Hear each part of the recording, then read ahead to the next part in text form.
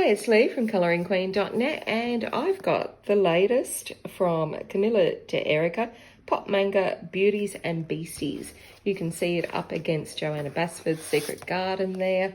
We have a laminated front cover with this gorgeous inner cover, and then our title page, which will be a great spot to test out some mediums, or maybe this beautiful piece of art in here, or maybe even this one, or the back copyright page. I don't know. I'm going to find a page in here to test out some mediums on it in this book.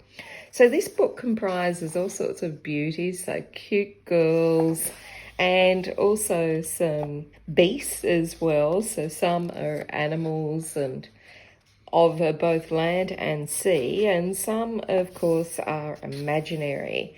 So we've got this cute little girl. She's got her little ram horns on there, and the kitty, and the cute little girl ball of wool. I don't know how people think of these things really, but Camilla is renowned for her pop surrealism, and that's what her art is. And actually, if you love Camilla's art, she actually teaches how to draw and how to paint the way that she does.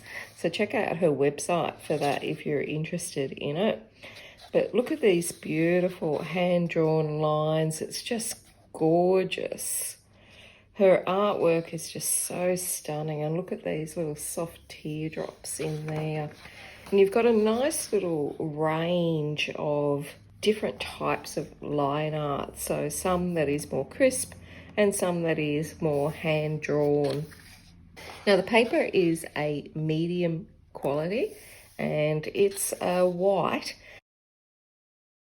I'm going to test it out with some mediums. How cute is this with the little honey pot? Now we've got 80 pages, and they're on both sides of the paper. Some of the images have room for you to add your own background. Some have no background. Some are a double page spread, and some have patterns on the back. So there's a bit of something for everyone. Now, same with the images. Some are more detailed here, and some have bigger, larger, open elements that might be suitable if you have a visual impairment. And some have, of course, a lot more shading, but they all have one thing in common, and that is that they are all super cute. Look at this little girl with the elephant. It's so cute. And this owl. Who would have thought to do this? I don't know. So it's just gorgeous. Now I believe this is Camilla's 6th colouring book, and she's also got some art books and sketching books, as well as all sorts of things that you can check out at her store, which is Camilla de Erico. And oh, she's even got home interior stuff and all sorts. It's just amazing. Look at the smoke and the fire coming out of this little cutie's mouth. Isn't that gorgeous? And look at this horsey, Pegasus, mermaid. I don't know. It's just so cute. And this has got really sketchy lines to it. And as well, we've got this beautiful little octopus that looks like a flying pig. I don't know what it's meant to be, but it's obviously one of the beasties. And then here we've got a lot finer and sketchier artwork. So it's a real mixed bag in the line art. So something for everyone. With the sketchier one, it's easier to sort of create a painterly effect, I think. So it depends on what sort of look that you're going for. I think Camilla uses a lot of watercolours. So here we've got all these little bows, and they're in a light grey. So they're sort of in the background there. While we've got our beautiful little girl here in a darker colour, so she would stand out in the foreground.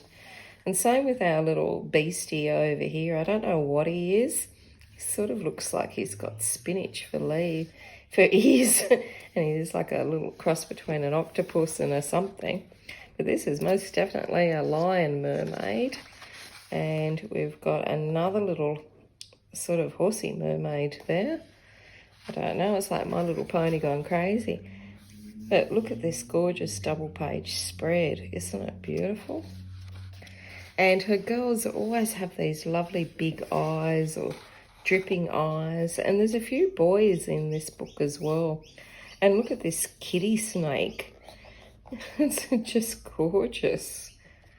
We've got our little skull girl. And she's even got a little monster on her side. Some beautiful koala bears. These look absolutely adorable. Very cute. A little bit of Australiana for you. And isn't this one absolutely gorgeous? It's like a little lion cat. It's just absolutely beautiful. I love its fat little face. And we've got another double page spread here with so many little creatures, and they've all got the cutest little expressions on their face. Like they look like they're just going crazy with their little wings flying everywhere, and it's like a parrot cat with wings. I don't know.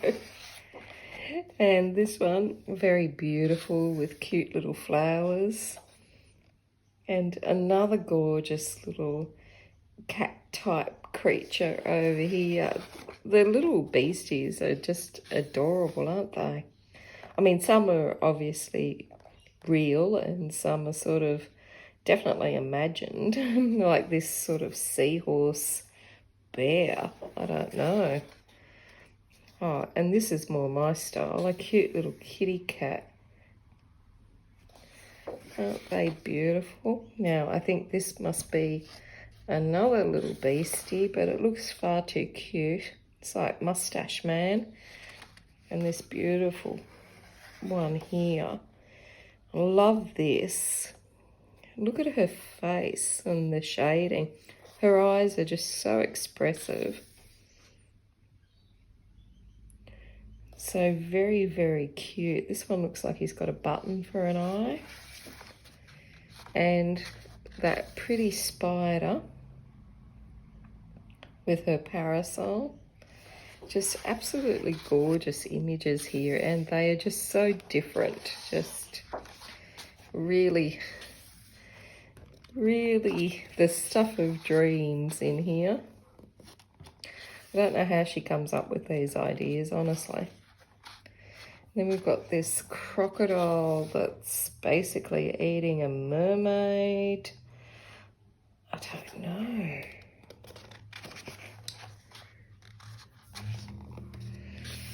And our beautiful bird and our beautiful little bat type creature there having a little nap.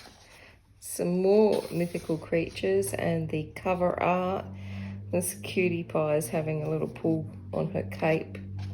Wants a bit of attention.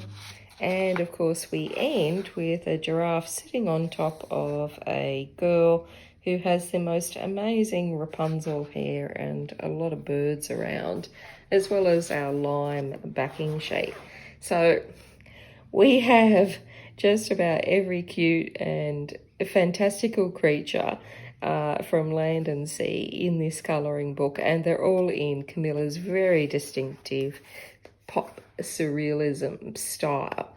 So let's see how the book goes. And when you see that front cover in the light, it's a bit hard to see normally, but in the light you'll get a little bit of purple foiling. When you're looking at it straight in a dark room, you can't see it, but hopefully you can see that beautiful purple foiling of the title page when I'm just shifting it around like that. It's really gorgeous in person.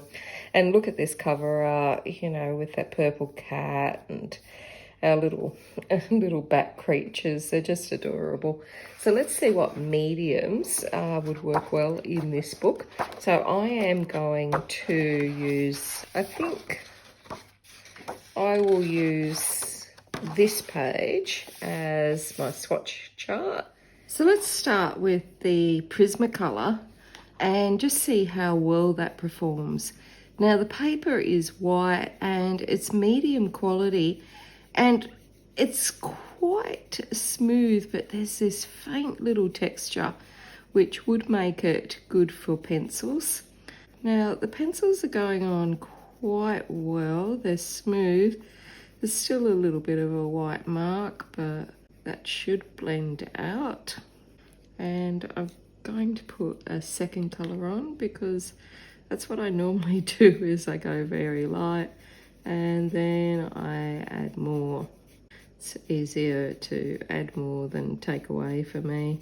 So it is making a little bit of a scratching sound, which to me indicates that it's not filling up all the tooth.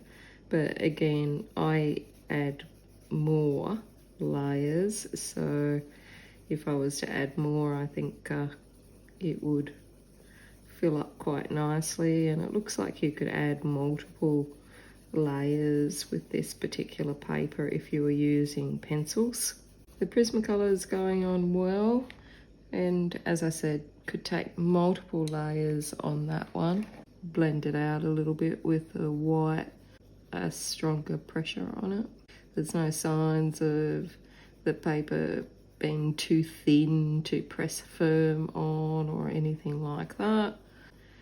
Little quick, very quick round of white over it. So pretty pleased with the Prismacolor. So let's try its friend, the Polychromo. So we'll go with a series of blues. This is just from my 36 set of Polychromos. So they're going on very soft, just like with the Prismacolors. There is a little bit of a scratching noise, but as I said, I'm going pretty light and very fast, faster than I would normally, so that you don't have to spend time swatching me. And I've inadvertently covered the whole circle. So we'll go back in here and we'll do something different. We'll go around this way, make it into an eyeball instead. And naturally, when you're colouring, you'll be a lot more patient than what I'm being. I'm just trying to get this done quickly so that you don't have to waste your time to see how the pencils that you're interested in or the products that you're interested in perform on the paper. So even after just one little layer there, the tooth is pretty well disappearing. It was pretty fast. I didn't do any circles. I'll do some now. So I just did long strokes for putting the colour down. Now we'll do some little circles and see if we can get rid of some of that white. And it's disappearing.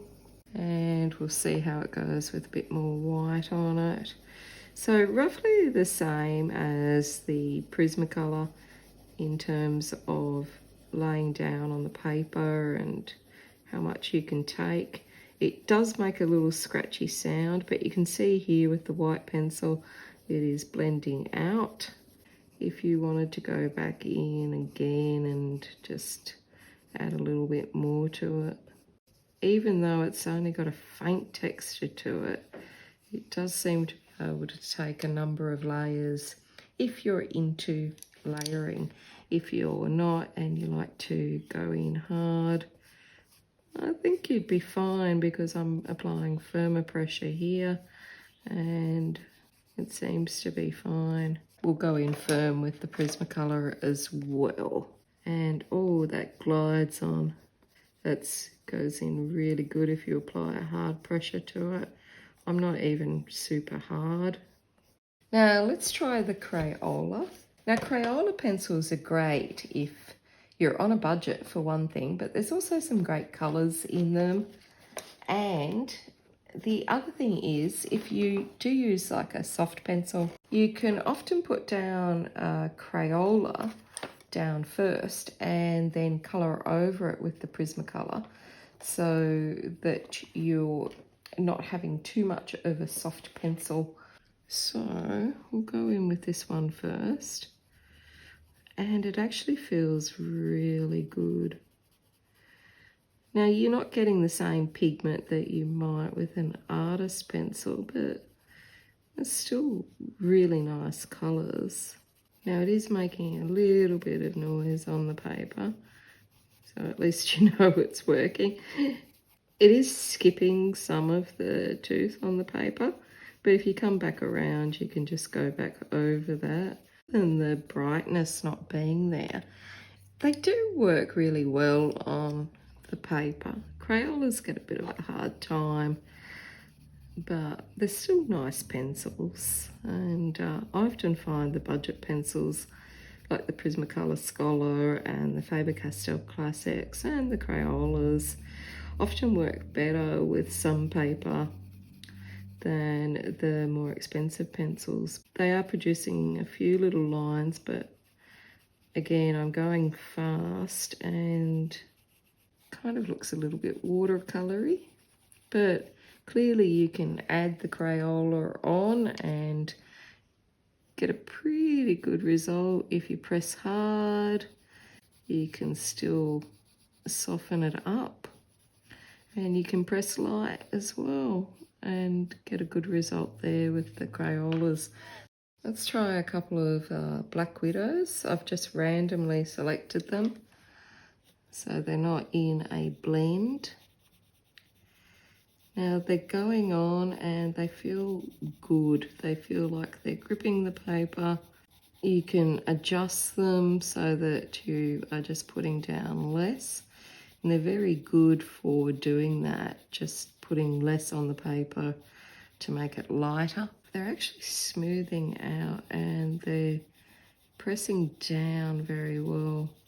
If you go at a different angle from when you previously coloured, you can smooth out that tooth on them. They actually look better than the Prismacolors and they feel better going on, despite my bizarre colour palette choice there that I made. Let's see how they go when pressing harder. And yeah, they still work really good. So I'm pretty confident in saying that the paper is good for a variety of pencils, whether they're budget or whether they're more higher end expensive pencils, but they both seem to be working pretty good. I think the Black Widow, it's quite soft when that goes on, and when you come back and sort of go in a different direction, it really does smooth out that tooth. The Crayola produced good, really they're all good. So that's it for the pencils part. Let's go on to the wet medium. Okay, let's try the Crayola washable markers on these. So I've only got a few colours of these, so probably won't blend them, but we'll just put them on and see how they go. Oh, they go on really smoothly. Probably won't do this whole circle because I've got nothing to blend, but you can put them on in little circles or do strokes, whatever tickles your fancy. And they're going on really, really easily. I don't know that we'd be able to blend them, but let's give it a whirl. We'll try purple. And just cutting back over here a bit. And it seems to be going on no problem. The real test, of course, will be to see if it bleeds through on the other side. So this has now got 2 layers of marker on it because I've gone over the original blue that I've put down there, and contrary to what I initially said, I have gone over the whole circle and just do a bit more for good luck. And let's see if it bled through. And it has ghosted a little, but it's not actually bleeding, so seeping. So it has ghosted a little bit. So let's try the Copic markers. So I've got 2 here. Now normally alcohol-based markers as opposed to water-based, like the Crayola and the Copic, the Tombows would bleed through on colouring book paper. So I'll be interested to see how this goes.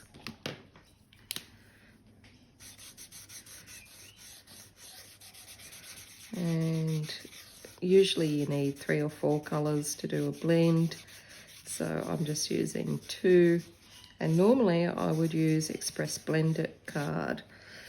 So let's see what happened, and it did bleed through. It's okay, I'll paint over it. Let's try the Tombow markers, and these are water-based. Now mine seem to be a bit dry, so I'll need to reinvigorate those at some stage.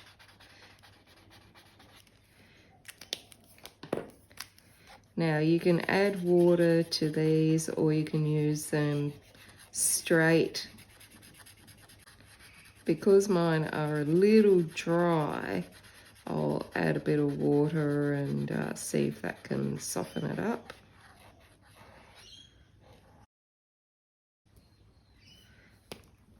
So just using my water brush over it, and that's also removing those line marks there and producing a lovely, beautiful colour. Did it show through? No, it didn't. Let's try some Inktense pencils. Now these are ink, and in pencil format. You can buy them in sticks and in a paint palette as well, but they're basically used like watercolor. You use water to activate them, so the more you put on, the darker it will be. So I'm just very lightly putting some on there. Might mix another bit of color with it, so maybe a bit of green. And some colours in the Inktense seem to always go on better than others, like this green seems to go on a lot better. Okay, let's activate it with the water.